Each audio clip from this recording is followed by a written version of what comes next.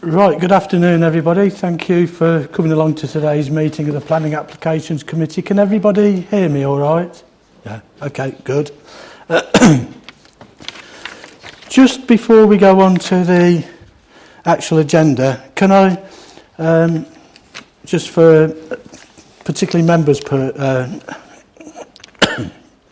information, can I say a big thank you, Darren, that's doing the presentations today, is due to leave us very shortly to go to work for another authority. And can I just place on record, please, our thanks particularly from the Planning Applications Committee for all the service that you've done whilst you've been with us, Darren. Thank you very much and good luck in your new role. Okay. Right, if we can move on to the agenda then. Item number 1 is the evacuation procedure. We're not expecting the fire alarms to go off, so if they do, we'll treat them for real.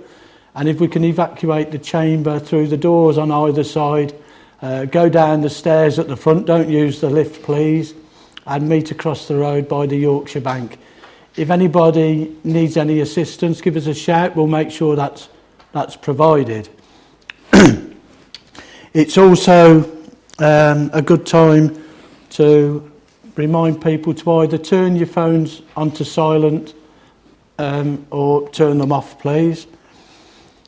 And also to inform people that, as is the practice with the council now, pretty much all of our meetings are video recorded and put out at the moment on YouTube a day or a couple of days after the meeting.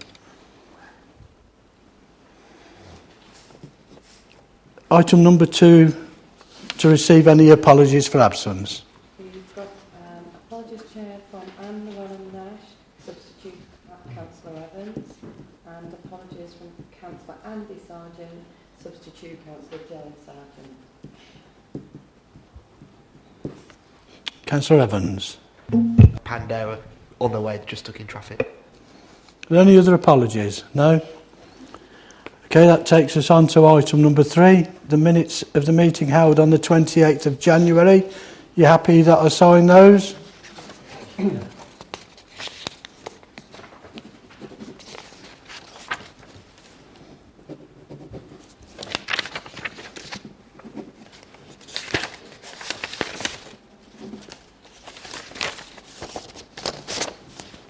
Thanks, Wendy. Tap. Item number 4 is to receive any declarations of disclosable pecuniary and other interests in accordance with the Members' Code of Conduct that's not already printed on the agenda. Okay, thank you. Item 5, any declarations of contact that members may have had about any applications today. Councillor Smith. Of communication with residents on items 3, 4 and 5 on the agenda. I haven't given any voting intentions. Okay. Councillor Evan. In relation to 86 Maver Drive, as it's printed in the minutes of the last meeting, I accompanied Ward Councillor A. Llewellyn-Nash to visit objectors in regards to the planning application, but I've not given any indication of my voting intention. I had some contact with some residents on item 3. Didn't say exactly how I was going to vote or anything, and I note one of the residents that's here to object today is my ward councillor, Councillor Hocking. So just, but in both cases I've not said how I'll vote or what decision I've come to. Councillor Beaumont. My contact is identical to Councillor Smith, 3, 4 and 5. Okay, thank you. Right, not many of us left. Which takes us on then to item number 6, where it's the applications for planning permission where the public have indicated a wish to speak. If I just run through that process so that you're clear on that, when we get to that particular item, the officer will present the report. Following on from that, we'll take the speakers as listed. Under the Constitution, you're allowed 3 minutes to speak. Once the egg timer goes off at 3 minutes, I will stop you, that's so that it's fair to everybody. And following on from that, members may want to seek some clarification. It can only just be to clarify something you've said during those 3 minutes. The officer then may want to come back in with any further comments. Following on from that, once something is moved and seconded, the committee will debate the matter and hopefully reach a decision. I say hopefully, most times we reach a decision on the day. Sometimes we do defer things for extra information or for site visits, but mostly we make the decision on the day. Right, I think I've covered that. So if I can ask if we can move on to item number 1 then, please, which is 86 Maver Drive. Darren?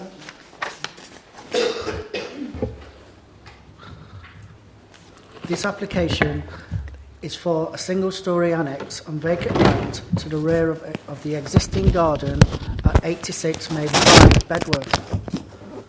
The application was previously deferred at last committee as members requested that the emergency services should be consulted. Consequently, all the emergency services and Central Building Control Partnership were consulted. No comments were received from NHS ambulances, Warwickshire Police or Warwickshire County Fire Water Officer, and there was no objection from the County Fire and Safety. Central Building Control Partnership, however, stated that the annex will have to meet regulations requiring the annex to have adequate resistance to external fire spread, as it is so close to the neighbouring boundaries.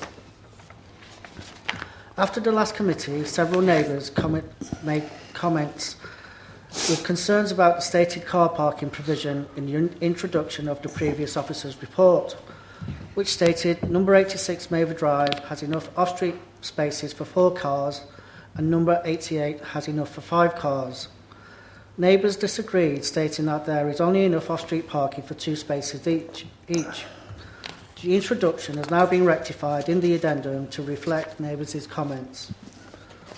Along with these objections, there have been 6 neighbour letters of objection from 4 addresses, and those are summarised in the addendum.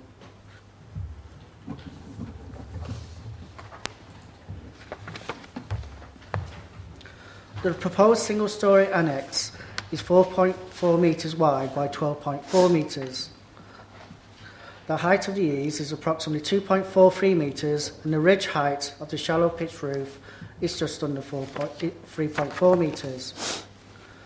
The applicant's garden extends approximately 14 metres from the back of their original house. The vacant land where the annex is proposed to be built on is beyond this and is surrounded by the rear gardens. The cursor is identifying where the annex will go and surrounded by the neighbouring gardens.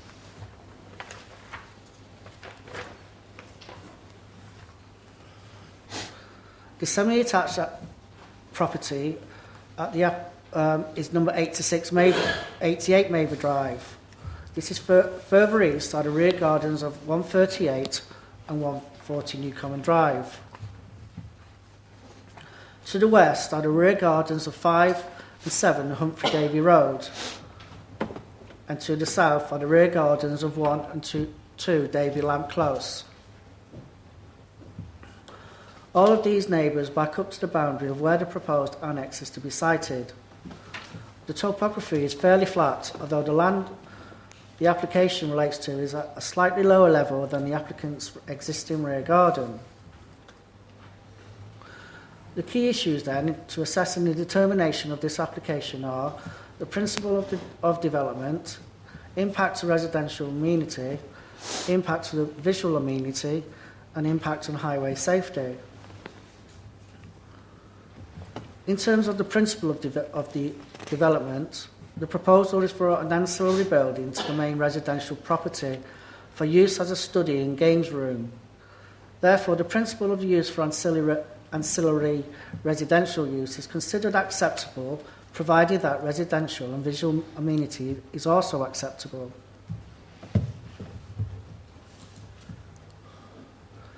The blue block in the slide indicates where the annexes will be going and distances with regards to original rear windows of surrounding neighbours. With regards to separation distances, these are measured from the original primary habitable windows of properties to the proposed building in order to assess the interest of protecting aspects and light. Only the original rear windows can be protected. Windows from extensions, for example, cannot be protected. The Council's Residential Design Guide states that there should be a minimum of 12 metres distance from the original habitable primary windows to a single-storey wall. As can be seen from the slide, the distance exceeds at least 12 metres from all the nearest properties. It is therefore considered that the annex will have no impact to nearby occupants in terms of overlooking and overshadowing.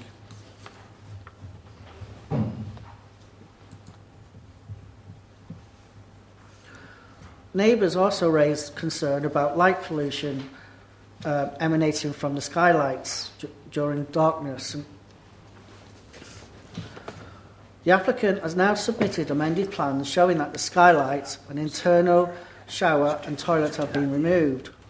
Therefore, there is no longer any issues relating to light pollution or internal arrangements. The materials proposed are concrete interlocking tiles to the roof and facing brickwork to the walls. This is in keeping with the surrounding area. Therefore, in terms of visual amenity, it is also considered acceptable. However, it is considered relevant, if approved, to condition the approval so that similar materials and colours are used to match the surrounding properties.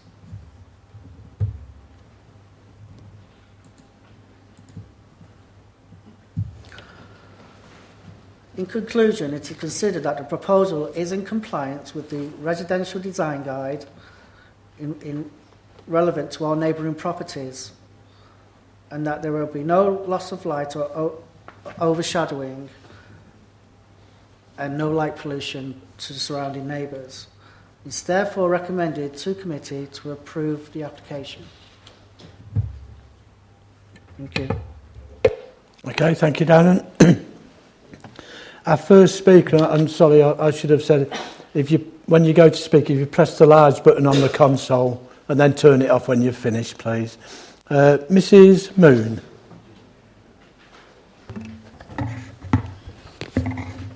We respect that the Council Committee has to abide by the residential development guidelines.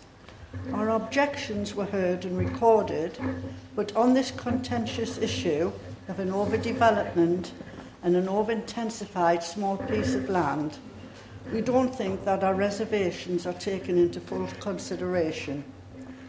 Our disapproval of this application is very relevant.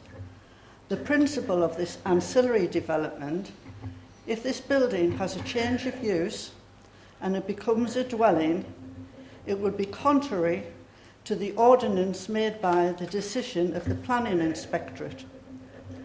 Our unrelenting objections are not unreasonable. The impact of this so-called entertainment ancillary building, it is not harmonious within the surroundings. There is only a few metres between our bedrooms. The possibility of the sound would penetrate from this building, it would become a nuisance, interfering with the amenities of the neighbours.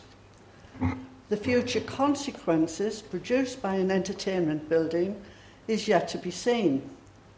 This has caused anxiety amongst the long-term residents, as they envision it may also become an environmental problem. The main issues we have are noise, an annoying night light from security lighting, which is very intrusive, especially when it is directed onto our homes and invading our own privacy. This is a concerning issue which we find unacceptable and intolerable. We believe the Council, and mainly the applicant, has a duty of care towards the surrounding environment to prevent any disruption. And if the applicant has any consideration towards his neighbours, he should be made mindful that it is an ancillary and to minimise any problems that may occur and limit the use as a venue, which could be detrimental to the health and well-being of the neighbours. To conclude, can the Council reassure us that this could be put as a consideration to the applicant and put on any conditions they could apply to help prevent incidents of future discord? Thank you. Thank you. Thank you, Mrs. No. Mr. Hirons. This was referred to in your last document. Now, I've noticed you've amended a lot of the themes, so a lot of this won't make sense. We haven't amended anything. Your 3 minutes will be starting. Okay. You don't have to stand up. This is in reference to the document and addendum at the meeting of the 28th of the 1st 20th, which we had no opportunity to read before the meeting, which contained anomalies too many to mention in 3 minutes. Was the site meeting carried out on the 28th of the 1st of the 20th or before? Why was the implication or the inference of 12 off-road parking concerned with number 8688 Maeve Drive and number 1 Humphrey Davy Road not highlighted? This would have surely presented a highway safety issue and lead to illegal parking. Would the emergency services have been aware when they did their assessment of the amount of alleged vehicles concerned with number 86? This application is invidious to the surrounding properties. I would like to draw your attention to the restrictive covenant of the 5th schedule, which applies to the land. Not to use the property for any offensive, noisy or dangerous trade, business pursuit or occupation, or for any purpose which shall or may be or grow to be a nuisance, damage or annoyance to the said neighbouring lands and to the neighbourhood. We would hope that although the covenant does not concern planning, some of the restrictions do protect neighbouring lands. If planning is fully approved, we would ask that our previous concerns, emails are noted, so our concerns are registered for future change of use. We are disappointed that such a large overdevelopment was submitted and passed. We worry for the long-term use. We fully respect that we will, and as our neighbours, have further issues in the future. Read Principles of Development paragraph, page 32, clarification of the wording ancillary buildings to the main residential property for residential use. We must understand what the status of the building will be, i.e. support to the main residential building or residential. It is confusing. Fine, thank you for your time. Okay, thank you very much. I'm going to come to a couple of the points that you've made in a minute anyway, but are there any points of clarification? Councillor Evans. At the start of your speech, you made reference to the addendum. Yes. Have you seen the addendum before this evening, which is this one here? Is that tonight? No, we haven't had time. So could I ask why that is, please, Chair? Because the addendums come on the... Just before we came into the meeting. Right. So I do understand, like I tried to say before, a lot of what I've just said now, you've covered in this, I understand that. Okay, thank you.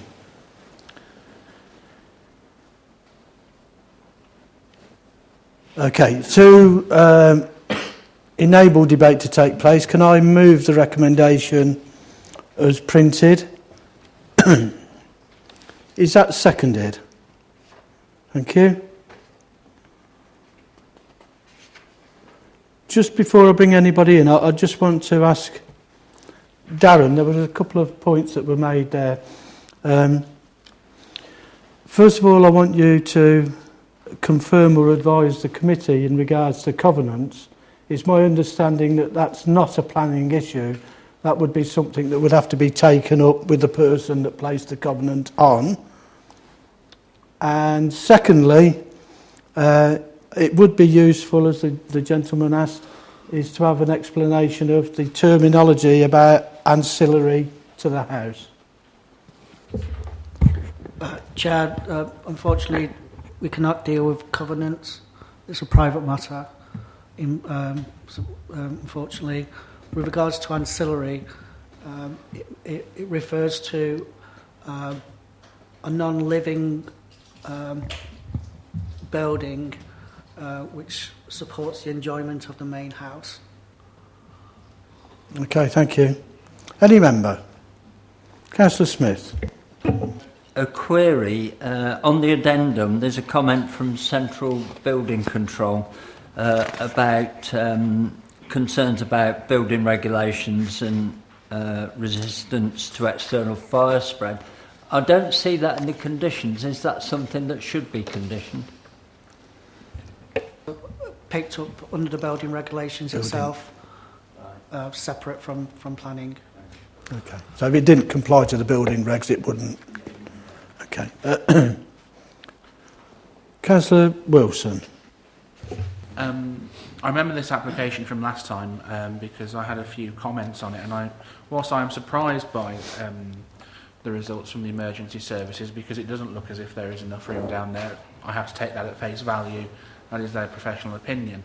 And I am pleased that the applicant has gone away and removed those skylights from the side which would be closest to the neighbours. But I am still stuck on the issue of over-intensity of development on that particular piece of land. The footprint of the proposed development is almost I think it's almost exactly the same size as the main dwelling. It might be a few centimetres out here and there, but if you look at the rough plan, it would appear to be almost identical. And if you look at the rest of the plot of land on that was shown relatively earlier on in the presentation and in our packs, in our agendas, it looks like a very large use of that plot of land. So on that basis, I still believe it is over-intensive, and I can't support it on that basis, because it is going to be a massive use of that land, and I do believe it would have a detrimental impact on the surrounding neighbours in that area. So on those grounds, I will not support it. Okay, thank you. No? Councillor Evans. I just thank the planning department for going to the fire and rescue service in the end. Like Councillor Wilson, I'm somewhat surprised that they've come back with the response they have, but you know, that's their professional opinion. I'm not a firefighter, so likewise I take it, you know, their professional advice. But I agree with Councillor Wilson. I do believe that it is over intensive on that site, and to be honest, I can't support it on those grounds, so I'll be voting against the application. Any other member that's not already spoken? Councillor Lloyd. On I can see the point on over-intensification, but if it was over-intensive, would the fire safety, etc., all those organisations that have just been consulted, would they have objected if it had been over-intensive? It's hard to say for certain, but I think they're more concerned with the resistance that the materials have, more so than the intensification of the land. Okay, thank you. Anybody else? Councillor Smith, I'll bring you back in. Really, I have to agree with Councillor Wilson's view on the over-intensity, but I'm just wondering if there are any rules about that or set sort of measurements in terms of if we refused it on that basis and it went to the inspector, are we safe in terms of that's just our opinion, or are the measurements we can use to prove that? There's no set measurements in terms of determining intensity. It's more of a subjective matter in terms of how much development's going on a certain piece of land. In terms of costs or anything like that, it's always difficult to say. Obviously, officers are recommending approval. If members were to go for refusal, I think matters such as that, which are subjective, are just that, obviously, and they can be determined differently by different bodies. So ultimately, it's very difficult to say. Okay, thank you. So anything else, Darren, before I... No, okay. Right.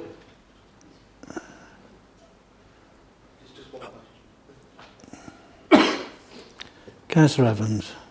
Sorry, could I just clarify?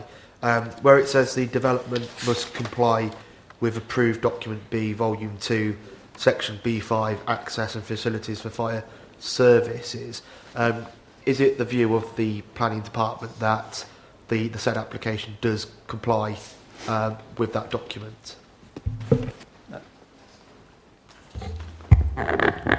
We don't have any fully detailed information regarding the materials that are going to be used, but it would be a matter for building control. So there's a building control, so if it didn't, they would not allow the stuff. Right, it's been moved and seconded. The recommendation, which is to give delegated authority to grant planning permission, subject to the conditions printed. All those in favour of that?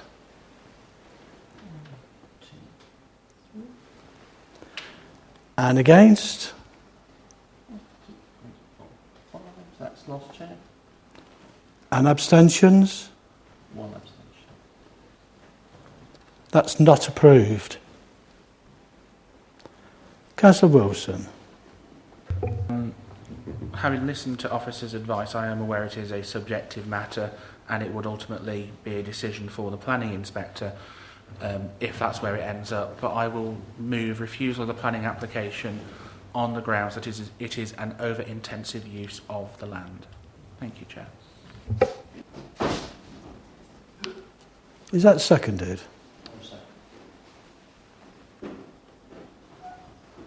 Just before I take the vote, is that a reason that could be defended at a appeal?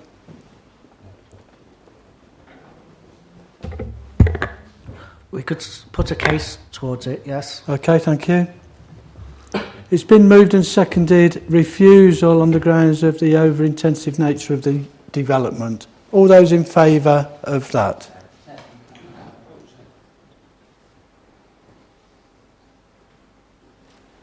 That's carried.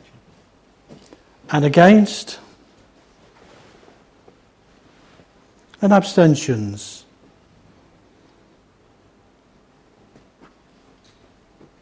Okay, so that's the application's refused.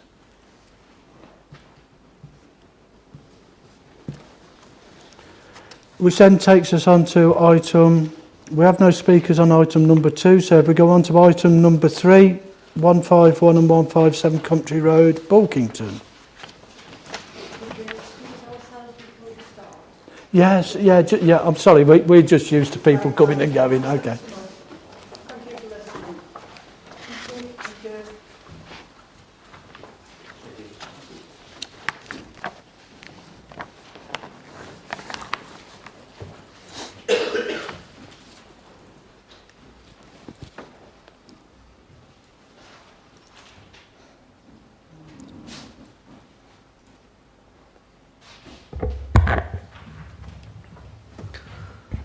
This application is for the siting of a mobile home and touring caravan for 18 months for the purposes of accommodation and associated ancillary outbuilding to allow for the construction of a residential dwelling and implementation of planning permission 036728.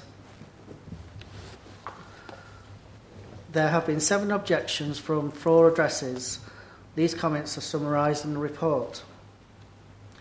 In determining this application, the key issues are the appropriateness of the use, impacts on residential amenity, impacts on visual amenity, and the impact on highway safety. The applicant has stated that they have a large family and require both the mobile home and touring caravan to accommodate the whole family.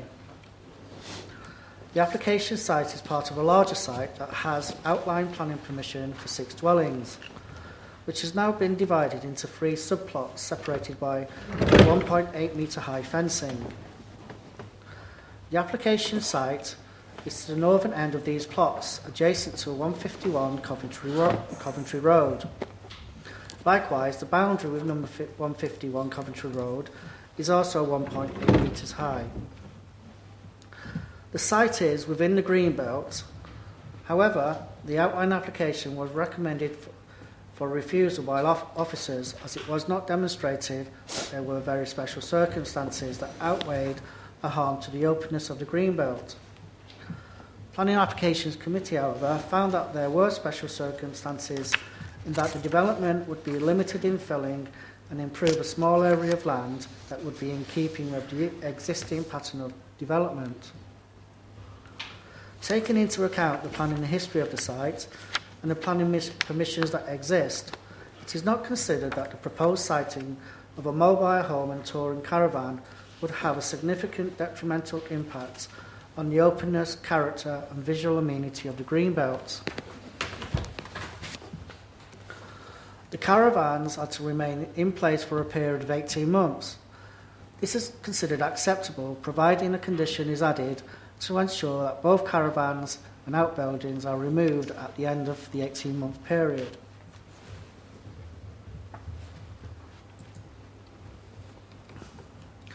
The nearest neighbouring property is number 151 Coventry Road. Number 151 has rear-facing patio doors which serve the lounge and also a conservatory to the rear. As the conservatory is not original, it is not protected. The proposals do not infringe the 60-degree guideline from the nearest patio doors and therefore is in compliance with paragraph 9.6 of the Residential Design Guide. Objections have been made that the ground level has been raised. Gravel has been laid on the site, which may have altered the ground level slightly, but it does not appear that this has resulted in a material change in the use of in the elevations.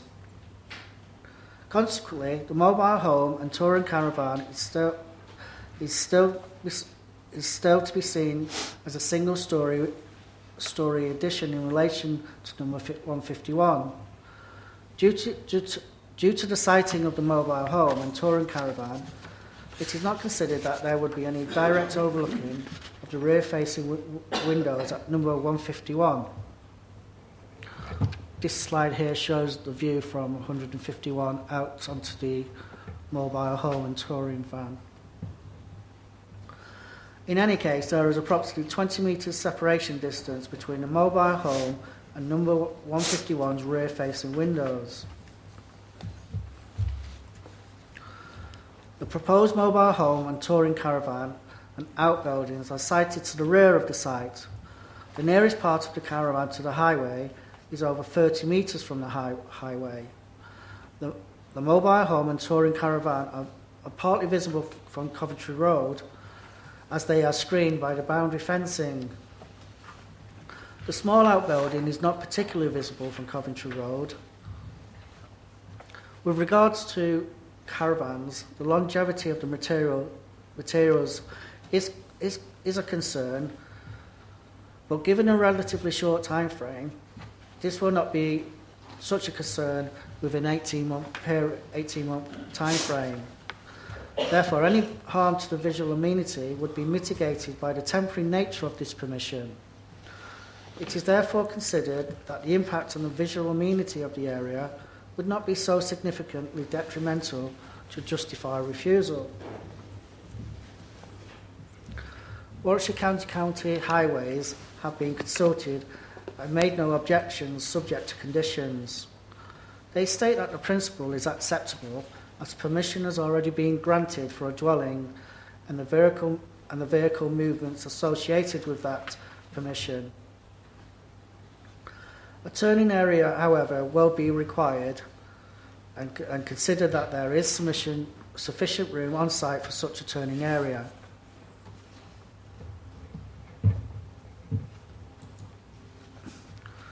Taking into account the above assessment, it is constantly considered that the proposed development would be in accordance with the development plan and other policies within the National Planning Policy Framework.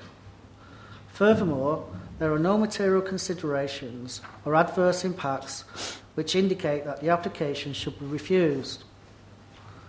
It is therefore recommended to committee to approve the application. Okay, thank you, Darren. I think probably it's appropriate this time just to declare that I know Mrs. Hocking, like every other member on the committee. We're just used to seeing councillor at the front of the name.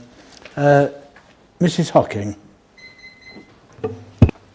I'm speaking on behalf of the residents of Coventry Road in the immediate vicinity of this site.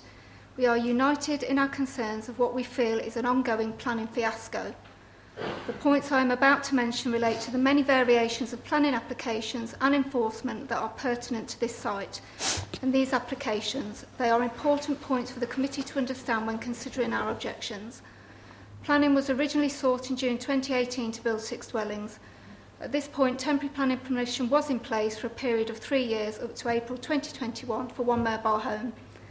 By November 2018, there was an additional mobile home on this site without planning permission. Enforcement action followed and repeated attempts were made by this authority to evict the occupant and remove the mobile home.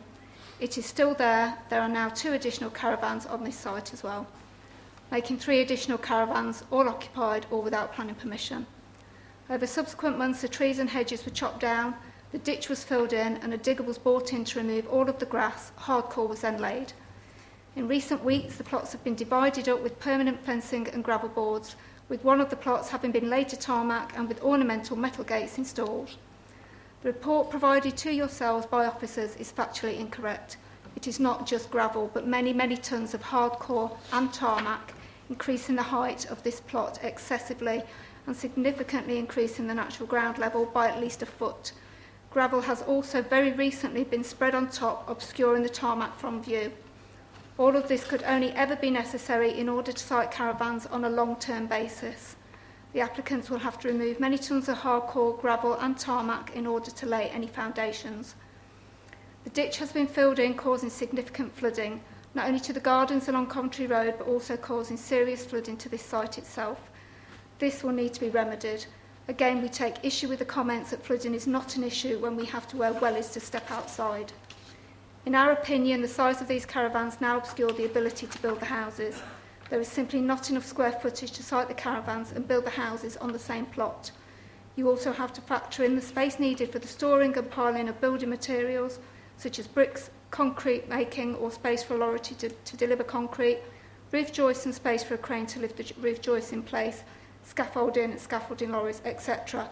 And also workers' vehicles so they would not hinder the highway or the pavement on a busy main road. The residents supported the original application for houses, not caravans.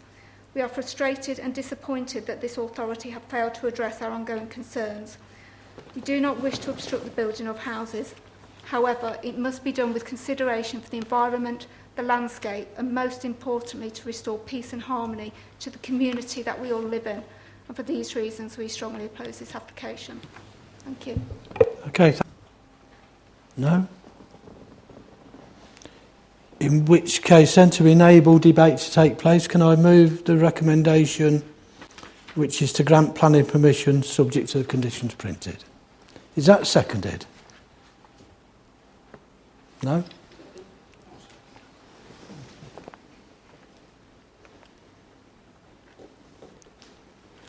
Any member? Councillor Smith. Some of the concerns that you've just heard from the residents. In fact, I've had so many objections to this, I can't lost count of them. But it is a simple retrospective application to allow these static homes to remain while they develop the houses.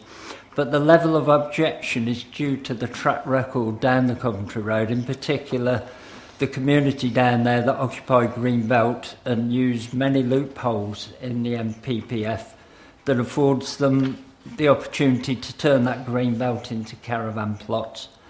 That said, the land is no longer Greenbelt, it has permission for housing, so it would be unreasonable probably to refuse the applicant somewhere to live whilst development takes place. This type of permission has been used several times in Bulkington in recent years and it's worked very well. Given there are no real planning grounds that I can see for refusal, I wondered if officers could give any reassurance to residents that these static homes will not become a permanent fixture on this site. I note condition 2 limits the permission to 18 months. What reassurance can officers give to residents that this will be adhered to? And what action will the council take if it's not? We've got a very poor track record of enforcement in this part of Bulkington, hence the amount of now permanent caravan plots down the Coventry Road. And that issue has led to the high level of objections from the settled community. Also, is there anything else we can condition to ensure this does not turn into a permanent caravan site? I do personally believe this applicant has the best intentions to build the house for a family to live in, and I welcome that development. I would just like to build in as much safeguard as possible for the wider community. A question there about the 18-month period and what happens then? Unfortunately, we can only go on the condition that was presented now for the 18 months. We would have to consider that if indeed the dwellings were made after these 18 months, we may need to do a subsequent application for a further temporary use of the caravan. We may have to consider the situation at that particular time.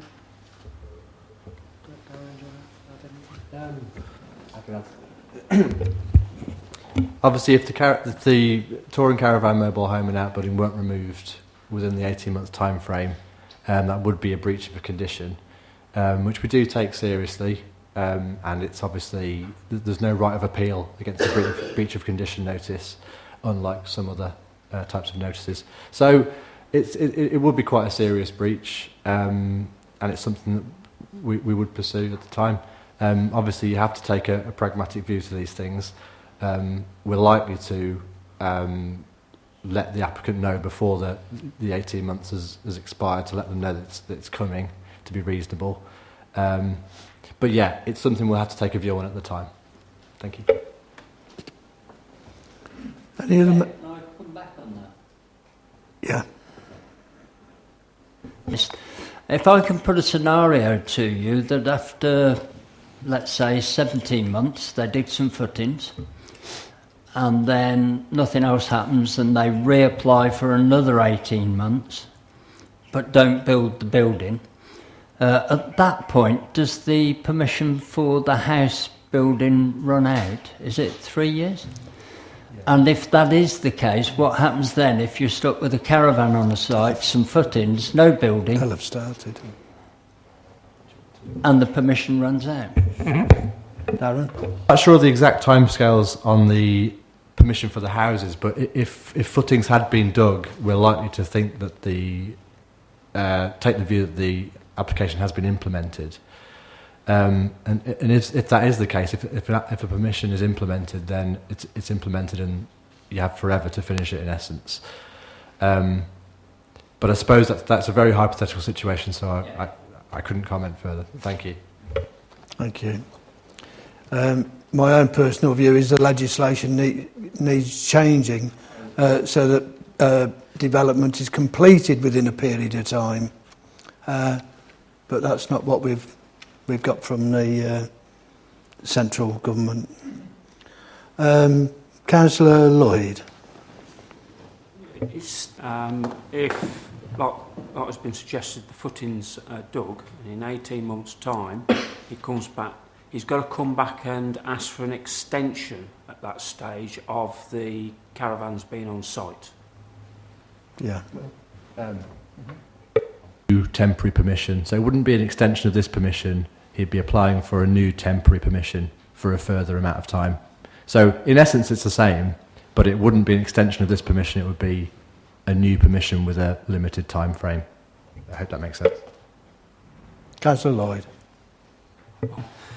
Is there a way of putting any condition on there that at the end of the 18 months, if he hasn't built the property or substantially built the property at that stage, that the caravan, any future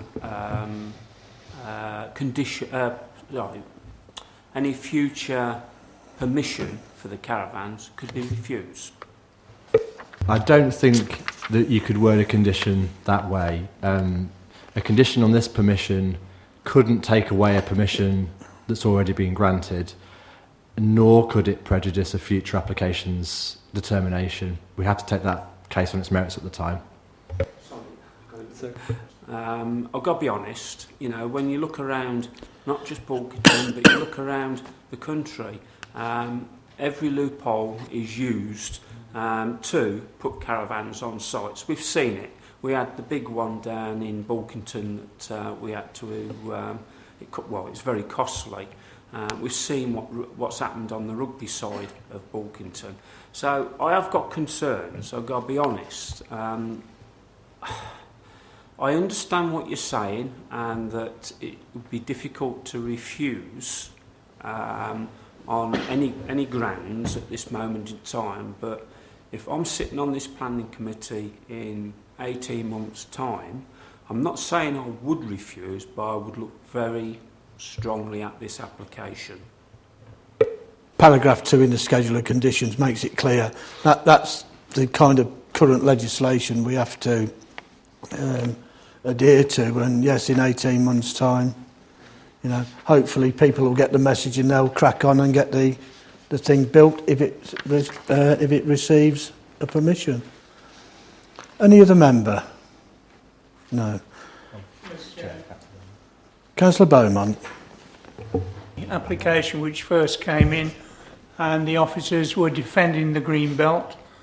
We listened to the pleas from some local residents to allow the application, and I think now we've learnt a lesson.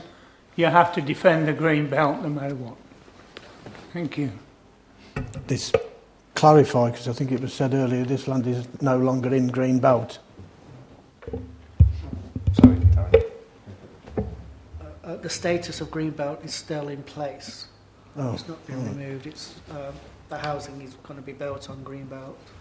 Oh, the temporary caravan, should I say? Okay, right. The recommendation from the officers to grant planning permission subject to the conditions printed has been moved and seconded. All those in favour of that?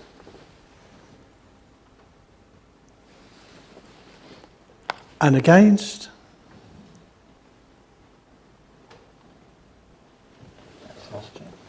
And abstentions?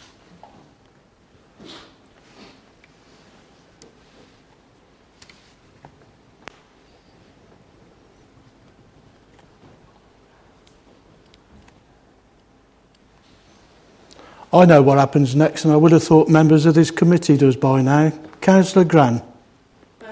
Thank you, but it is still within the green. Councillor Gran, you can move refusal and amendable or not.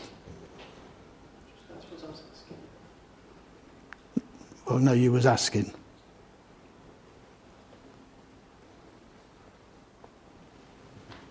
Darren? No? Well, if I've got nothing, I'll move on to the next item. Didn't quite raise a question, but Should officers answer the question, Chair? it wouldn't really stand up to appeal since permission has been granted for housing.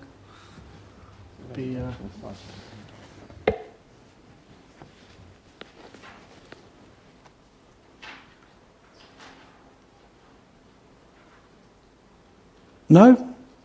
Nothing. Okay, I'll move on to the next item. That the item in front of us has not been determined.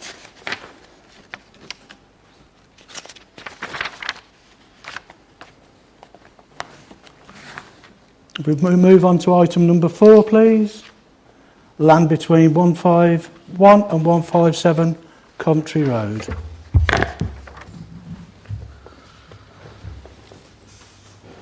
This is a very similar application. Again, this application is for the siting of a mobile home for 18 months for the purposes of accommodation and associated ancillary outbuilding to allow the construction of a residential dwelling and implementation of planning permission 036703. The site is part of a larger site that originally had planning permission for 6 dwellings. It has since been divided into 3 subplots, which are separated by 1.8 metre high fencing. The site is to the southern end of the 3 plots,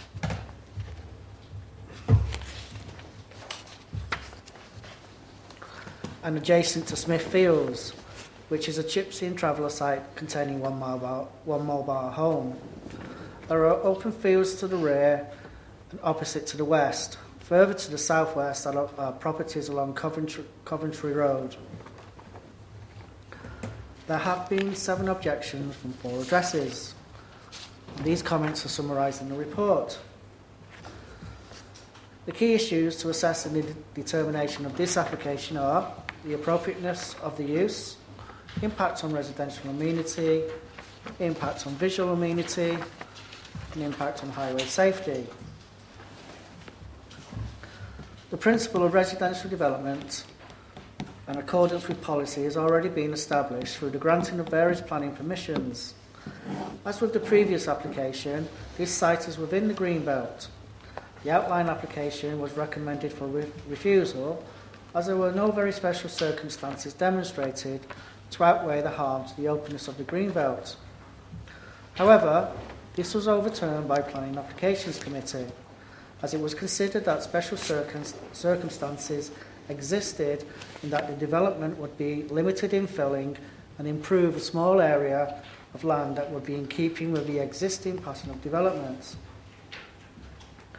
Taking this into account and the planning permissions that exist, it is not considered that the proposed siting of a mobile home would have a significant detrimental impact on the openness, character and visual amenity of the Greenbelt.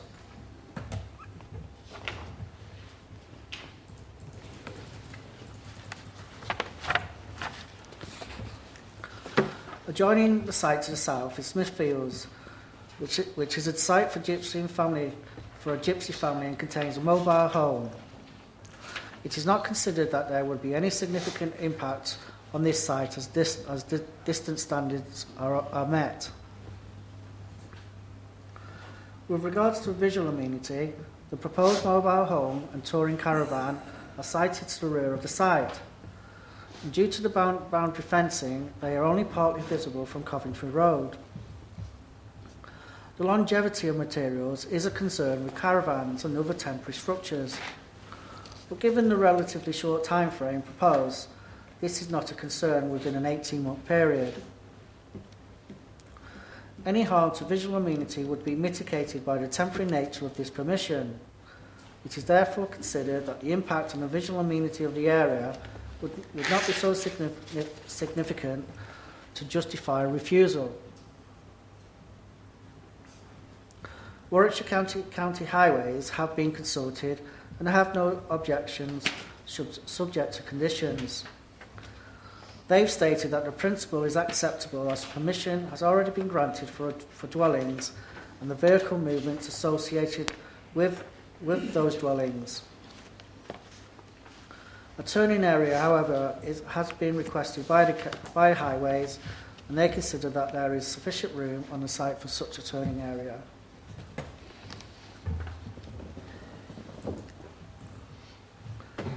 Taking account of the above assessment, it is consequently considered that the proposed development would be in accordance with the development plan and other policies in the National Planning Policy Framework.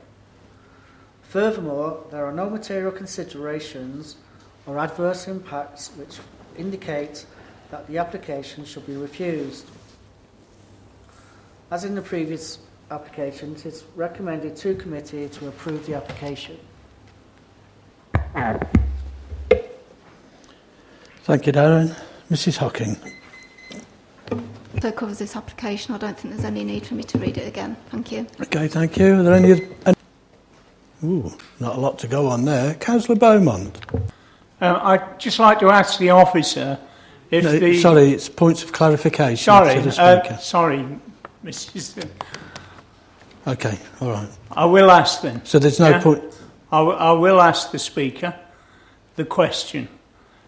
Because the Speaker has referred in her previous statement to the fact that the land has been prepared in such a way that it's not consistent with the intention to develop the land as indicated in the planning consent. Now, on those grounds, does the Speaker think that we should refuse this application on the grounds that the ground preparation is not a sincere attempt to develop and will lead to abuse and misuse of the land in parking many vehicles and taking every opportunity to employ the site in a different way? Okay, so I think it's a bit more than a point of clarification, but if you... Of the neighbours along Coventry Road, yes. Okay, thank you. Vacation? No. In which case, to enable debate to take place, can I move the recommendation which is to grant planning permission subject to the conditions printed? Is that seconded? Yes. Any member? Councillor Lloyd. I've got a concern now because the last application wasn't determined. We're dealing with this. Yeah. If we go along the same lines with a refusal on this application and we end up with no reason for refusal being put forward, similar to the last one, then I think we're just playing, well, the guy's going to be laughing all the way to the bank. I have grave concerns now. I actually changed my mind. I abstained on the last vote. On this vote, I've changed my mind because I think the residents do deserve more. And I understand their concerns about the 18 months, but we've got to trust in this council and the office to enforce it in 18 months because we can't be back in a situation where we've got a non-determined that in 6 months' time or when right on the appeal date, he then puts an appeal in and then that appeal runs for another 6 months. He's had another 12 months on the land, you know, and then it may or may not win and have another 18 months on top. So I have grave concerns. I'd rather put my trust in the council now, listening to the previous debate, and I should be voting actually in favour of the recommendation on this occasion. Can I remind members that we're dealing with this application and not the one before us? In saying that, there were nine members voted against the officer recommendation and then moved nothing else. Councillor Wilson. Whilst I completely accept that the two applications are separate legally, they are to an extent intertwined. And so I have been reflecting on the previous application because I was not happy with the 18 months. And sometimes I think it is necessary to reflect on a solution rather than just moving something there and then, having listened to the debate, to also reflect on what happens. As this one is substantially similar, I am still minded to vote against, but if it is refused, move that it is approved for 12 months only in order to give the applicant a chance to for us to show the applicant we want you to get on with this. We aren't going to hang around. 18 months we think is too long, but 12 months should be sufficient for you to get your house in order, or at least start building the house, get your footings in, and actually show to us and demonstrate to us as a planning authority you will follow through on your word. Because then, if they don't, we can always, as a council, as Councillor Lloyd, as Councillor Lloyd has indicated, then enforce if they haven't actually complied with the terms of the permission. So I am still not happy with the 18 months because I think it gives them too much wiggle room in order to do that and not show due deference and respect to the committee who are putting our faith and trust in them to comply. But I think 12 months is enough to say, actually, you have enough time to get your house in order and show us that you will actually do this and not give undue pain and suffering to the residents in that area. So I still don't support the 18 months, but if it was refused, I would move that and then seek permission from you, Chair, to go back to the other item and move a similar proposal, because it is still not determined. Can I just say the last... I said not determined. At the end you did, but you said refused. Just on that point, whether it be... Officers will tell me if I'm wrong, and they're the professionals, but whether it be 12 months, 18 months, or any other period, legally, I don't think there's anything to stop anybody putting in another application, which would have to be determined at that time. Am I right in that? Correct, yeah. Okay. Right, okay then. Right, sorry, I've lost my track a little bit. Councillor Smith. I'm of the same view as Councillor Wilson. We are obviously in problems coming up with a planning reason to refuse this. And the shortening of that time would bring things forward. Am I interrupting them? Yeah, I can see. I'll let them determine where they're going with it. Right, yeah, so in an effort to bring this to a close, if we can close that gap a little bit and bring in some urgency to this, and I've just looked at the applicant and he's nodding at me that he agrees with this, I would agree with Councillor Wilson on that approach to it, so reducing it to 12 months after refusal. Yeah. Well, a refusal until somebody moves that. You could make an amendment to this to approve it with that amendment of 12 months. It's not for me to put words in your mouth, but that could be something. Any other member not already spoken that wishes to? No. Right. Councillor Wilson. I know that we've done it both ways before. We've either amended it or actually done something different after a non-determination. I didn't know which way you wanted to take it, but if that is the advice that you're suggesting might be a way to do it, I will be happy to move an amendment that instead of 18 months permission, that a permission is given for 12 months.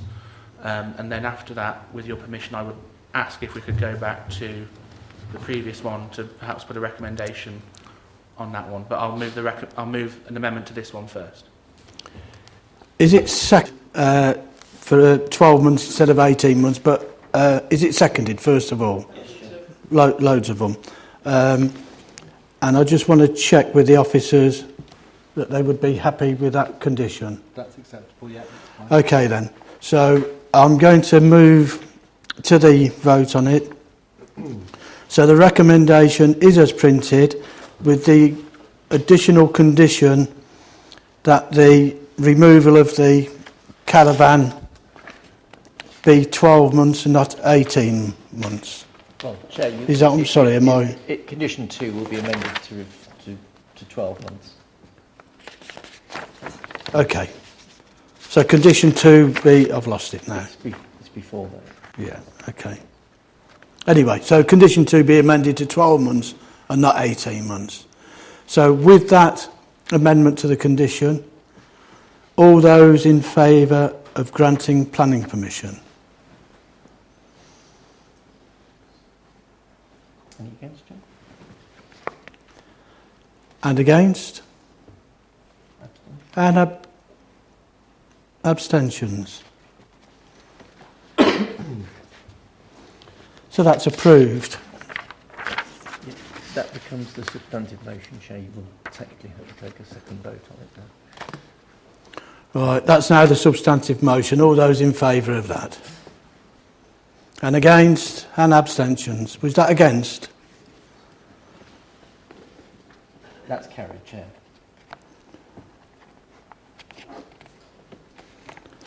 Okay, so that's approved. If we can move on to item number 5. I'm going to come back to it.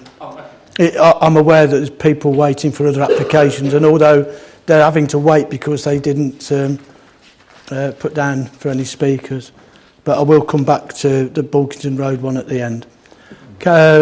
Item number 5, Country Road, Bulkington.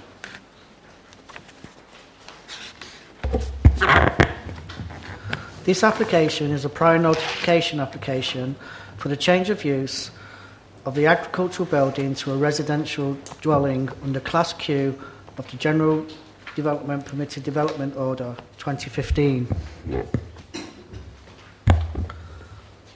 The farm is in a land designated as Greenbelt. The nature of the agricultural business is for the breeding and keeping of pigs. The piggery is situated to the rear of the residential property at 69 Coventry Road and is accessed off a non-adopted dirt road to the side of the domestic property. The track leads to the field and around the perimeter to the piggery. The field on which the barn is situated is fenced off from the adjacent field with a post and rail fencing and gate. To the side of the agricultural building is a small area of hard standing which adjoins the access track.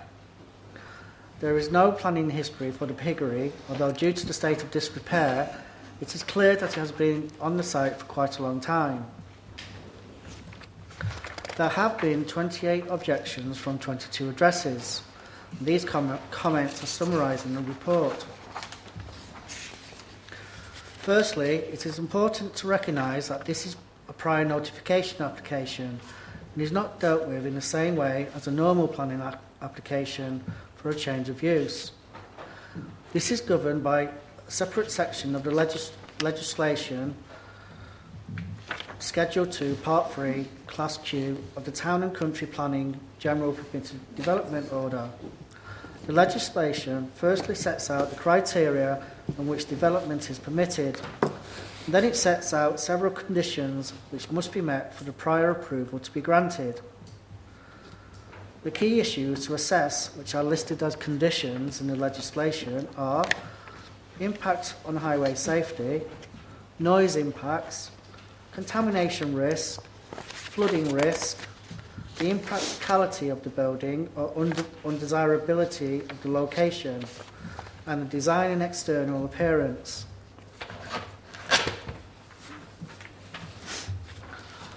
Warwickshire County Highways were consulted and requested conditions relating to the turning area being provided within the site, and another condition to ensure that the vehicular access is widened prior to any occupation. Overall, it is considered that these conditions are acceptable for the development. A dwelling house is recognised as being a noise-sensitive development. As such, the council must be satisfied that potential occupiers of the dwelling would enjoy a satisfactory level of amenity. The site is within a rural setting with nearby existing residential properties off Coventry Road to the northwest. In consultation, Environmental Health had no objection to the proposed development. Environmental Health were also consulted in regard to contamination and also have no concerns over the proposed development being impacted by any contamination as well.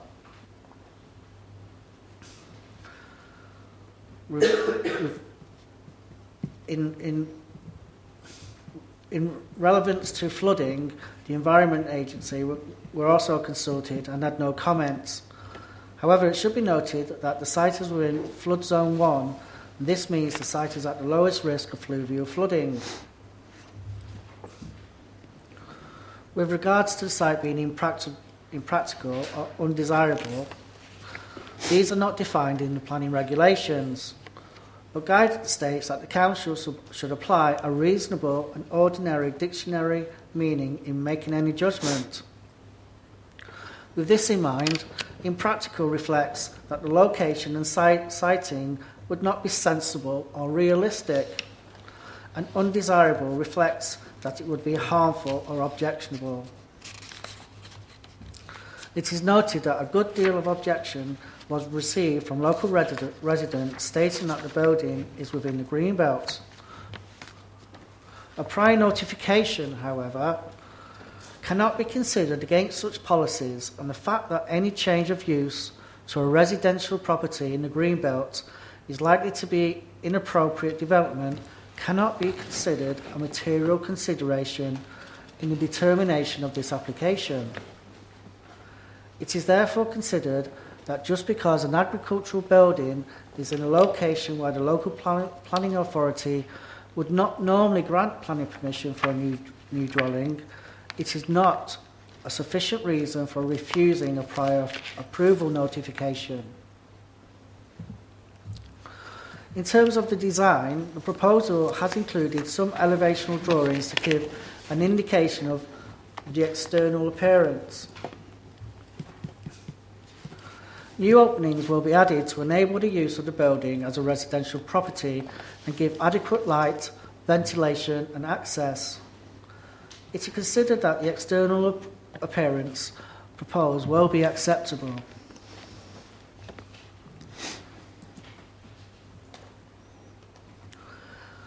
In considering above, it is therefore considered that prior approval is not required for noise impacts on the development or contamination or flooding risk, and whether or not the siting of the building makes it otherwise impractical or undesirable for the building to change use. Nonetheless, it is considered that prior approval is required for boundary fences and any proposed servicing which may take place. Prior approval is therefore required, but is recommended to be granted subject to conditions. Okay, thank you. Excuse me. Mr. Claridge. Next up. Challenge the recommendation for this proposal, primarily on the fact that I've actually lived down in Coventry Road near for 29 years. And I would like to actually sort of just raise a couple of points around this, or challenge this whole idea of actually converting what is an established agricultural building that's been there for over 75 years into a residential home. The first core issue is that there's obviously a significant back community will reside and feed in that building during the summer. We've witnessed this every year I've actually been down Coventry Road. So there's actually quite a significant ecological impact of actually changing that building out of agricultural use into residential use. The next issue is one of privacy. Given where the building is in open spatial land with no form of fencing or hedging or boundary, obviously tree lines, etc. All 17 properties along down Coventry Road have virtual line of sight into that building. The building also directly overlooks number 87 to 91's back gardens as well. So I'm not sure how the privacy issue can be resolved satisfactory to both the satisfaction of the residents and anybody who might want to live in that building. Third point is vehicles. So it's in Greenbelt. As far as I was aware, parking of vehicles in Greenbelt is actually against the planning direction and law. This property is about between a mile, 3/4 of a mile from the main road, so unless you're forcing people to walk down to it, you're going to have to get substantial parking around that building, which I think is in breach of Greenbelt guidance. The other issue that I've got is one of contamination risk. The building is full of lime plaster and it's got substantial asbestos roofing across the top of it. So any removal of that could potentially contaminate the drain that sits next to it that feeds into Wen Brook. Consequence of that is that you could probably destroy both the frog and the newt population that resides in that drain. So my last sort of really core point to this is that, yes, recognise it's in Greenbelt, recognising that there's an exemption with the NPPF to change the building, But I think given the weight and where it physically is, my recommendation is that this one should be refused. Thank you. Okay, thank you very much. Are there any points of clarification? No. Mr. Brindley. Thank you, Chair. I'd like to raise a number of points which I set out in my letter, which seems to have not been addressed. The first relates to the present condition of the building. The building, as you have heard, has stood empty and open to all weathers for well over 50 years. It's therefore questionable whether the present condition of the building is sufficiently capable of withstanding substantial conversion works without requiring new structural work, such as underpinning and that type of intervention. The whole of the asbestos roof, as you will have to be removed and replaced, as will all the windows, doors and divisions within the building itself, which could compromise the integrity of the building. If this is the case, then case law dictates that the application should be rejected. My second point refers to the curtilage of the proposed building. My understanding is that the legislation dictates that the curtilage of the proposed building cannot exceed the footprint of the dwelling itself. Looking at the site location plan and the red line drawn, the area immediately surrounding the building appears to exceed this already. In addition, the need to provide car parking space and the turning circle required by the Highways Agency can only be achieved by further development beyond the curtilage of the building and would lead to undue encroachment of the countryside and green belt, and so would fail the proposal once again. I would also like to point out that the first few metres into the field, the track beyond the first few metres of the field would solely serve the dwelling and would also be part of the residential curtilage, which once again suggests that the proposal appears to fail on those terms. That there is a threat to wildlife from this development is undeniable.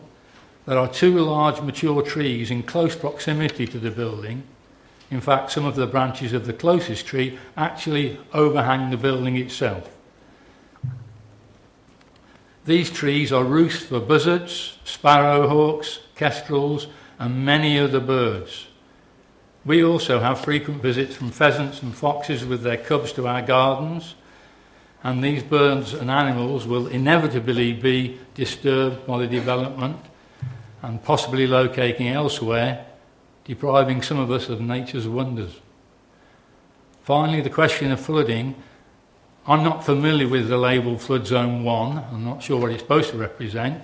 What I do know is the bottom field immediately adjacent to the field in question is completely underwater as far as you can see.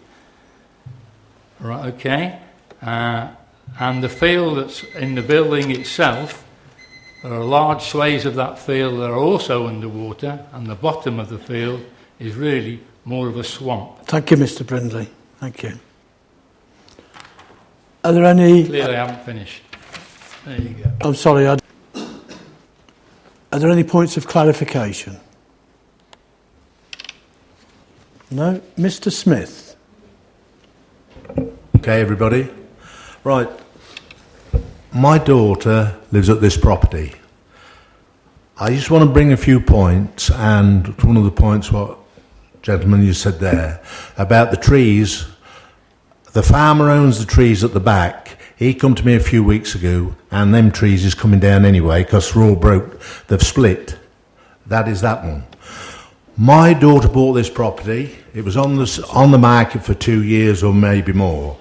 That building has already got planning permission to turn it in for stables and redevelopment down there. That road, what somebody said, is just dirt. That is grade 2 tarmac all the way down there. It has growed over. I do understand that.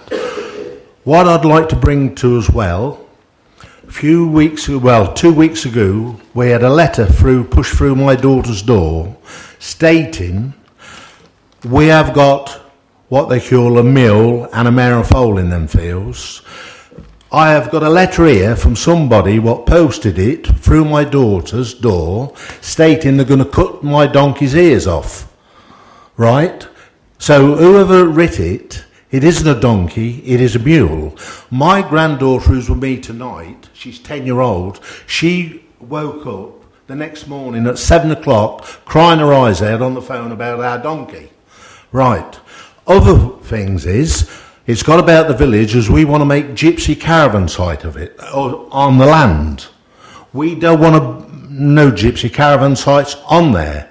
All as we wanted to do is get my grandchildren down the back to live, because the road, we give the police permission to set guns up and all like that. In 1 hour, they got 10 people over speeding.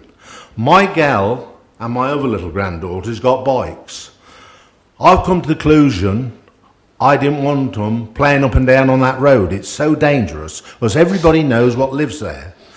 Another word is, about development houses and all like that. In my life, I don't think that land will ever come for housing estates or nothing like that. It might do in airtime, but I don't think I'm asking, or my children is asking anything in a nice place for them to live. They can have the animals down there. We love animals. You're on about animals, the chap from Indigo. We love animals. But you imagine waking up to cutting the donkey's ears off. How would you feel here tonight? Thank you very much for listening to me. That incident has been reported to the proper authorities. Yes, thank you. Are there any points of clarification? Darren, anything to come back on at the moment? No? Okay, to enable debate to take place, can I move the recommendation, which is to grant planning permission? Is that seconded?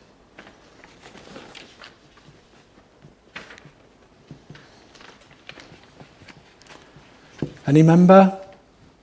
Councillor Smith? Yeah, thanks people about this one. Just to deal with a couple of things that have been raised, there was a lot of talk there about environmental issues concerning bats, newts, etc., and also the asbestos on the building. Is that all? I assume all that has been considered as part of this. Fortunately, with this type of application, it's not the ecology is not something that we look into. Regarding the asbestos, building control will pick that up. No, carry on,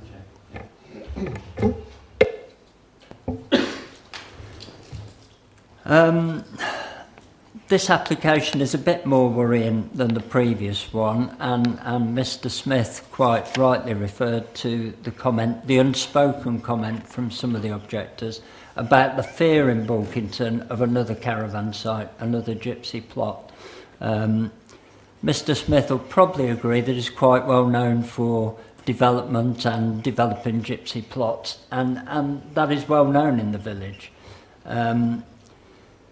I'm pleased to hear him say this won't become another gypsy plot, but is there anything officers can do to safeguard against caravans being put on this plot whilst development takes place? Because my fear is what usually happens is over the Easter holidays, when there are no officers about, a static or caravan turns up on the plot, we then can't remove it, and a retrospective planning application goes in to leave it there whilst development goes ahead, and that's the thin end of a very big wedge. Now, I trust Mr. Smith is telling us the truth, but is there any safeguard we can put in this to say no living accommodation in the form of caravans to be sited there whilst renovation takes place? Any caravans would need permission to go on there, a full planning permission. So they would need to put in put in an application with it being in a green belt and what would be considered a normal application. It would be on the applicant to demonstrate various special circumstances.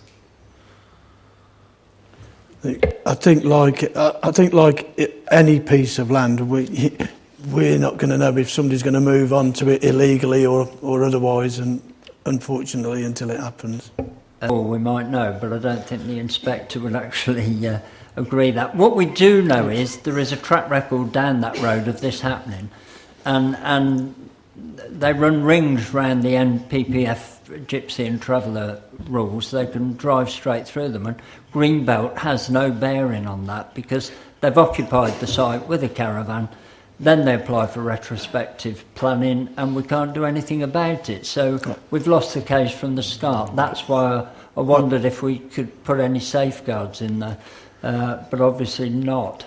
I think a lot of people will understand what you're saying, but I don't think it's for us or us have an ability to do what you're suggesting. You know, we have an application in front of us, and regardless of whether it was granted or not, we wouldn't be able to prevent somebody moving onto some private land and causing the problems that you suggest, unless I'm wrong.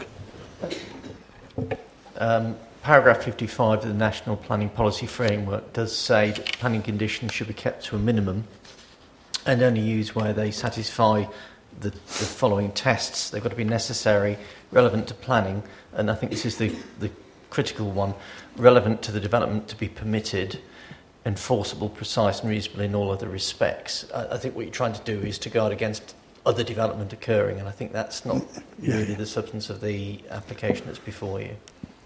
Councillor Wilson. Councillor Wilson. Quite a difficult one in some respects because I mean, you might correct me if I'm wrong because you've served longer on the committee, but I don't think we've dealt with many prior approval applications, and it may be, as an aside chair, something that might be worthy of a training session about prior approval versus the bog standard planning applications, because normally my instinct would be in an application like this that I would look at the green belt and would be extremely suspicious. I have a natural predisposition, not a predetermination. I'm very careful about the words that I'm using in front of the legal officer. That would normally be a red light for me. But we are told, because this is a different type of application, that isn't a material consideration we can take into account. I think it would be a different story if it was the rest of the field. I think many of us would have grave reservations about that, but as I understand it, the application is purely for the road, dirt track, whatever you want to call it. There's different interpretations, and the old building, in which case it's bringing, I suppose it's the argument, and it's a quite a strong one, I suppose, you're bringing a disused building back into a form of use, and it is a dwelling. Had the application been for the rest of the field, I think that would have been different. I don't hold any water with the argument about sight lines and distances. Looking at that picture, there is quite an ample distance between that building and the rest of the other properties. In fact, on this planning committee, we've seen other applications with a lot less distance between application properties. And I think if you did that, you then have to follow through with that argument and say, well, every property should have, 50 metres between them. It's not going to happen. Some properties will have more distance, some will have less. We normally have a residential design guide, which would give us some guidance. I don't know whether that applies to prior approval applications, the RDG. That might be another thing to add into the training chair, that it doesn't. But despite my natural instinct to say no on this one, I cannot see a defensible reason not to say yes.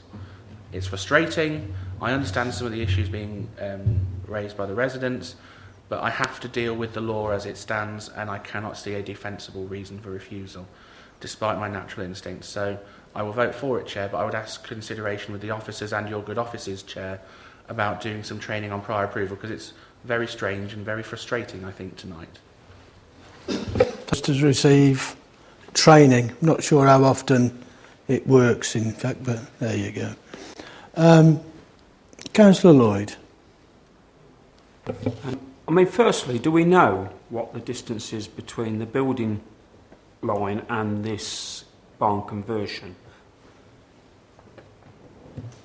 That information, but what I can say is that privacy and residential amenity is not a consideration of a prior notification. So even if it overlooked directly, it's not a consideration of a prior notification. Thanks. Thank you. And second point, on the paper track that I've got in front of me, there's a big great box, maybe nothing, with an arrow going to it, over existing access track. Is that any relevance? That's not part of the development area, is it? Is it only mine? I think it might be on the slide. You mean the arrow that... I haven't got an arrow. Where that box is, look, you can see it up there. There, yes, that. What's that indicating, if you mind me asking? Just a text box where the applicant has written in the text that it's not been got rid of, so it's not part of the plan, it's just a software thing, I think. Okay, thank you. Thanks. Okay, I've kind of got a bit of a list of questions, if I can ask them. Could you just, it's probably already been covered, but so that I'm clear on it, could you just explain to me why this is being considered as development, as it's designated as Greenbelt in our newly adopted plan, I assume? And I'm thinking of that, you know, on a number of occasions we've considered builds in Greenbelt, but they've usually been done to enable a supervision of agricultural purposes. Chair, it's the nature of the type of application. It sort of comes under permitted development. It's sort of an extended permitted development right as such, and we only need to consider a minimum number of conditions that aren't as thorough in some ways as a full application. Okay, so in effect it's bringing that building back into use. It's already okay then. I can also understand the concerns about the location of it and the access to it and that large gap of land. Is it likely that this could set a precedence for further development? Chair, I would doubt that very much. Okay, thank you. One of the comments made was about the amount of vehicles that could be parked. I know that the building hasn't been used for a long time, but I would have thought that equally you could have had any number of agricultural vehicles parked there, as well as cars if it was given an approval. Yeah. Well, you didn't understand my question, did you? Perhaps I'm garbling. Leave that one. I think people understood it. And could I just, my final thing is, again, just to clarify things for me, is it an actual, because it was mentioned by somebody earlier, is it actually a conversion of the existing, or is it a demolition and new build? I wasn't, I was asking the officer, thank you. It's a conversion. Okay, thank you. Anybody else? No? It's been moved and seconded to grant planning permission. All those in favour of that?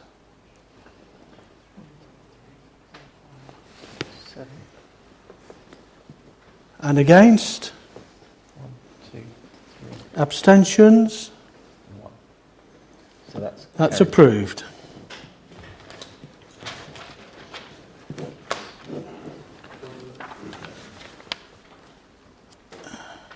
Right, if we can move on to item number 2 then, Plough Hill Golf Centre.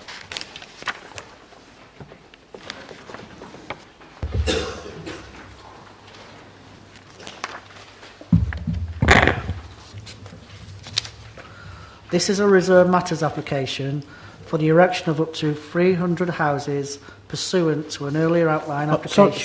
Sorry, Darren, can I just stop you? Is there anybody here that's actually here for the Plough Golf Centre one?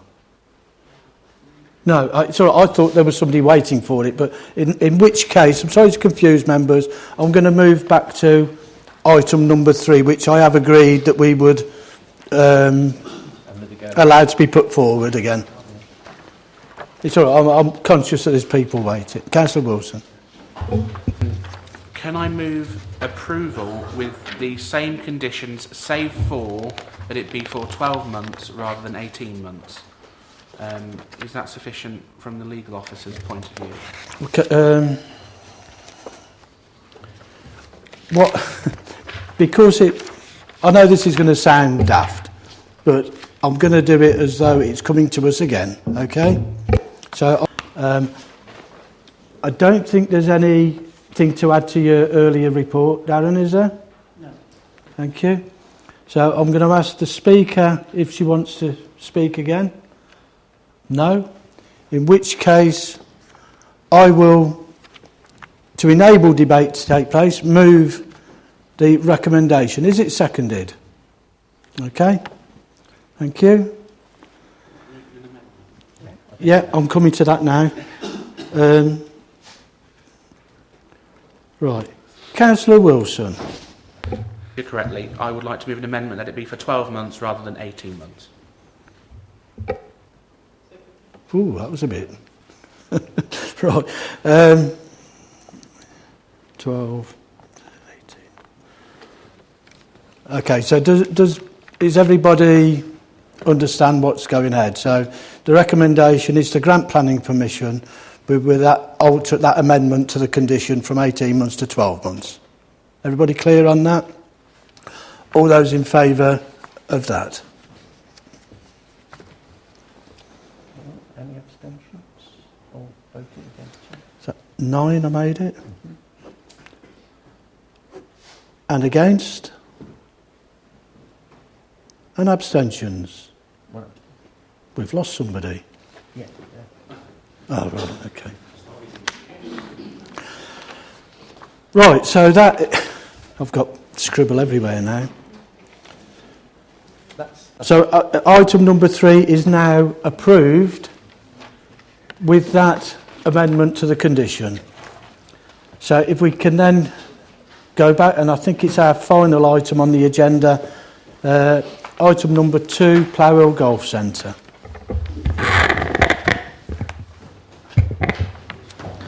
This is a reserved matters application for the erection of up to 300 houses pursuant to an earlier outline application 034600. Okay, thank you. Plough Hill Road forms the western boundary for arable fields and part of the golf centre. Where the parcel of arable fields is set back from Plough Hill Road, its western boundaries are formed by mature hedgerows and dense vegetation. The eastern boundary of these fields is defined by the local wildlife site, Annesley Mineral Line, otherwise known as the Shuntings, and the northern and southern boundaries of both parcels of land are bordered by hedgerows. An existing stream flows along part of the southern boundary of the golf centre's drive range and crosses into the golf course. Plough Hill Farm Cottage is located immediately outside the southern boundary of the golf centre and is accessed by an existing track contained with the application site. Backing onto the house within the application site is a small cluster of buildings. A potential local wildlife site, Wooded Stream, Plough Hill Farm, is within the southern east corner of the driving range. Beyond the site's boundary to the east lies the residential edge of Chapel End, and to the north and south lie open fields. Part of the open field adjacent to the southern boundary of the driving range has been granted permission for an outline housing scheme which is currently being built. The application site has already had its outline and matter of access approved, but changes are now being proposed to the previously approved reserved matters. There has been one objection from one address, as well as a letter from Councillor Kondarka. The application has been reported to committee at the request of Councillor Kondaka. The matters to assess in the determination of this application are appearance, landscaping, layout and scale.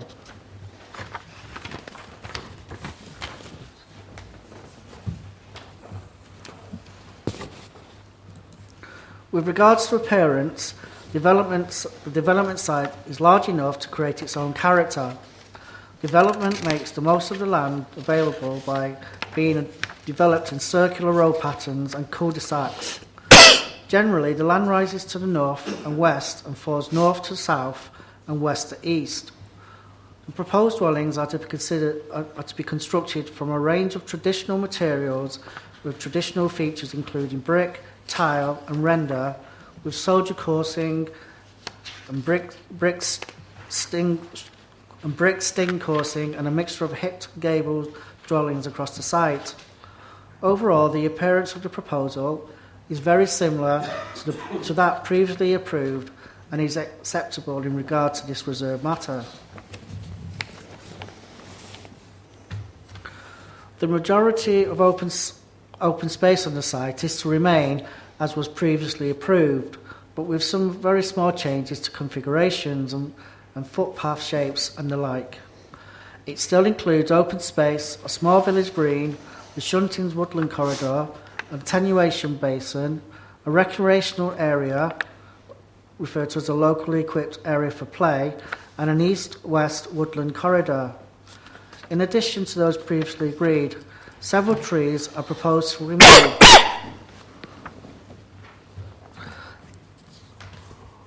Whilst it is regrettable that some additional trees are to be lost, overall it is considered that these trees are not so significant enough to retain. Warwickshire County Highways did insist on a slight widening of the road near to the village green, which has had the very small knock-on effect of losing a small amount of open space. Although this is not so significant, however, and is considered acceptable. Indeed, the Council's Parks and Countryside team have been consulted, but however, they have yet to confirm if they are content with the scheme. However, given the small changes to the scheme, officers are happy to recommend approval.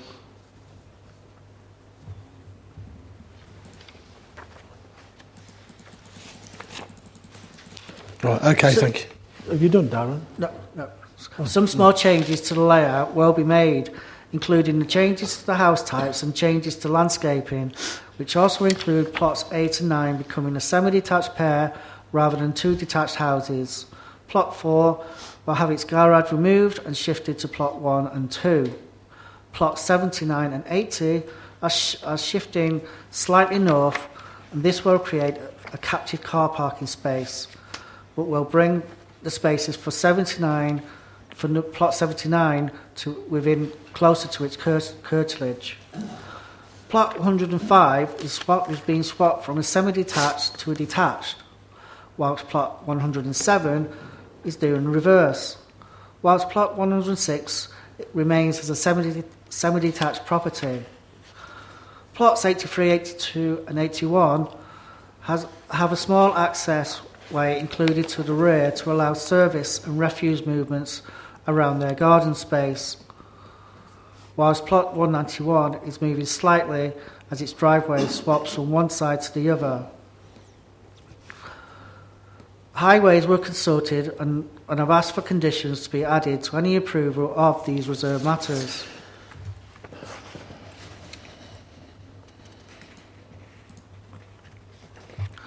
The properties are 2-storey with some 2.5 storey with rooms in the roof space. The 2.5-storey properties all have non-habitable room Velux windows to the rear and habitable Velux windows to the front. The dwellings are not out of scale with the surroundings and take into account the new development to the south of this side and the modern estates of other sections of Plough Hill Road. In conclusion, the proposed reserved matters are broadly similar to the previously approved matters. Therefore, on balance, it is felt that these reserve matters are acceptable and should be approved by committee, subject to the schedule of plans. Done, thank you. Okay, so again, to enable debate to take place, can I move the recommendation which is to grant planning permission subject to the conditions printed? Is that seconded?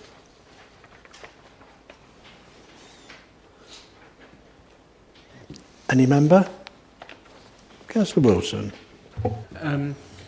From the outset, I don't like this application. I think this is the wrong site for development, but that battle is over and done with, and we have to live with what we've got. So I have to content myself, I suppose, with the smaller details and looking into those. As it stands, I don't think the house proposed designs, the individual designs, are any better or any worse than what we've had throughout the rest of the borough, so I can't really do anything about that. What concerns me, though, is still the pepper potting. If you could put up the layout slide, please, Darren. Yeah, all the blue blobs are supposed to be where the affordable housing is, and we are lumping most of the affordable housing either in the bottom section in that bottom right-hand corner of that bit, or the top up there, and that's where we seem to be clumping them. And there's this great big space in the middle where there isn't any pepper potting. And if we are supposed to be serious about following through our pepper potting policy, try saying that when you've had a few, I think we need to be pepper potting more. Why shouldn't affordable housing for either rent or for people on shared ownership be distributed some in those areas on towards the right-hand side? I don't think that's fair to the residents who would be inhabiting those properties. I don't think it's in keeping with either the letter or the spirit of our policy about pepper potting and supporting affordable housing. So until those issues are addressed, I won't support the detailed plans on this application.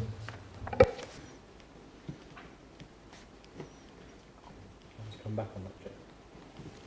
Yeah, please, Darren, yeah. Thanks, Chair. Just to let members know, the affordable housing layout isn't changing from what was previously approved at reserve matter stage. On a personal note, I agree, I don't think it is well enough pepper potted, but we are where we are and it's already technically received approval in that layout. Thanks, Chair. Thank you. Could I just ask then, from what you've said, the original application we had, was that an outline application? We've had both, Chair. So we had the original outline, and then members may recall the reserve matters were submitted, I think, middle of last year. It'll be in the history on the thing, won't it? But yeah, we've already had the outline and the reserve matters approved. But because they needed to make some changes to this scheme, they had to resubmit the reserve matters, and that's what's before us now. Thanks, Chair. Right, it'll be in here somewhere, but just let me and others know what those changes were then. You're saying that the previous approval then had the affordable housing in the locations that they've got now? Same configuration as being proposed here. Right, okay, Councillor Lloyd. Do you want to know the other changes? Sorry? Did you want to know the other changes? Well, I think it was more about, for me, it was about the location of the affordable housing. Councillor Lloyd. Looking at now, I mean, I heard everything you said, so we're looking at the change in the house types.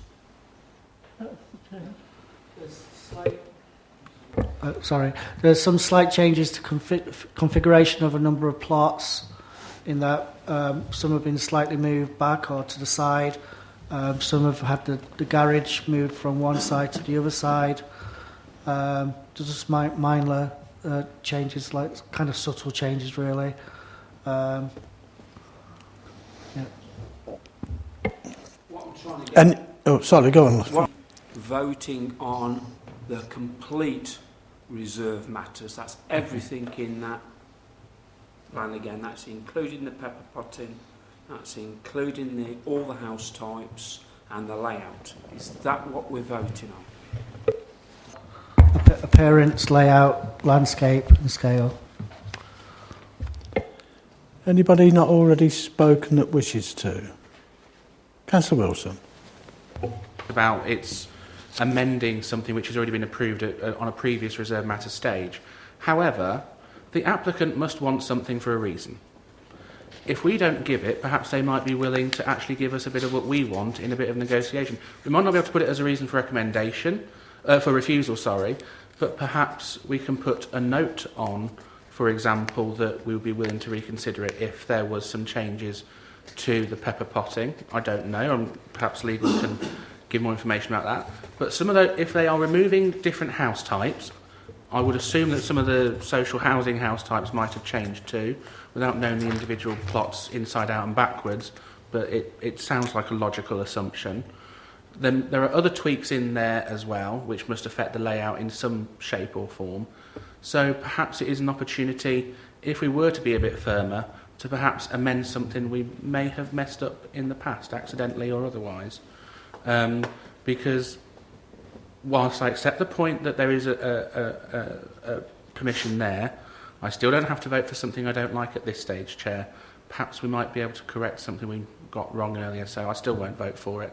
And if they want to bring it back to get the changes they want, perhaps they might give a bit on something we want. You never know. The other alternative now. Right, I'm going to pretty much ask the same question, but I want to be absolutely clear on it. Are the officers telling the committee that at this point we cannot suggest any alterations to the pepper potting of the thing? Because in all honesty, I don't know how we missed it in June. If I can't remember, to be in fairness.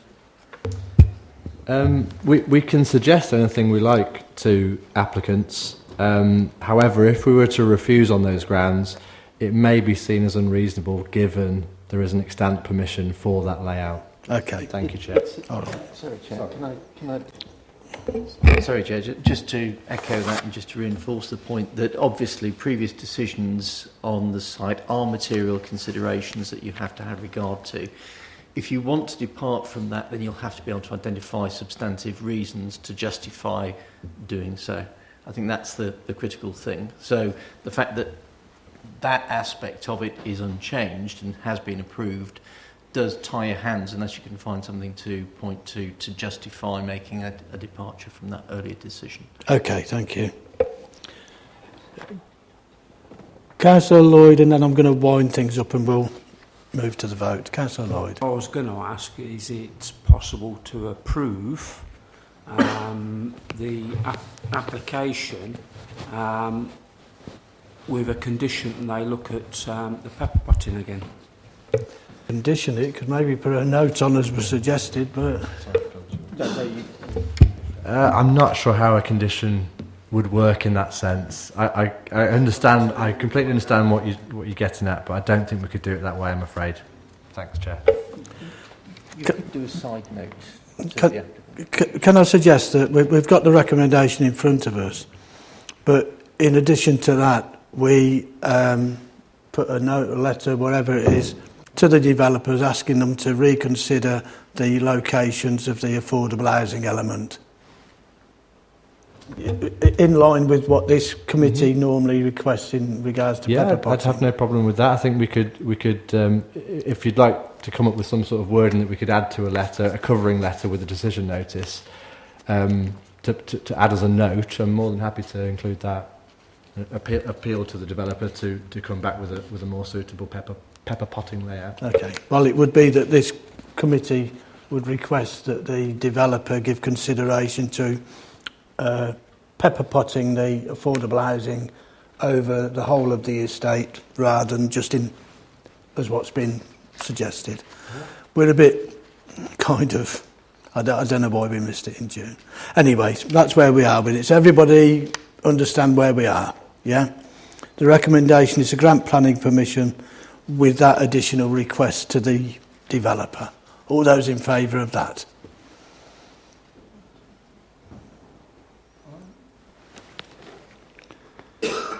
And against? And abstentions? So it's... That's approved. No, Chair, it's tied. You have to... Oh, sorry, you're exercising... Yeah, I've just, yeah. You're casting your second vote. That's approved. Sorry, Chair. Right, I think that we haven't got any more, have we? That's it. That concludes the business. Thank you very much for your attendance and declare the meeting closed.